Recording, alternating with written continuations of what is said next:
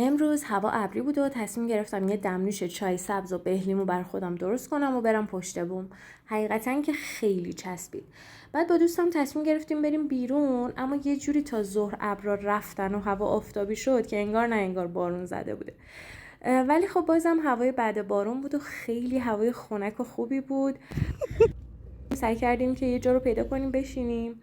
یه ساعتی دنبالش گشتیم تا یه جای خیلی سرسبز رو پیدا کردیم، قشنگ هوا بهاری و خنک.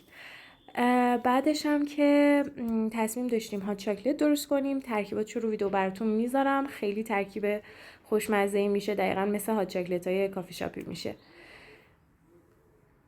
به به، دیگه دم غروب بود و میخواستیم برگردیم. قبلش اومدیم این فروشگاه سر زدیم که خیلی ماگای خوشگل داشت. این آبیه رو من گرفتم. بعدش هم برگشتم خونه و این پیراشکی خوشمزه رو درست کردم که دستورش رو به زودی توی کانال یوتیوبم براتون میذارم.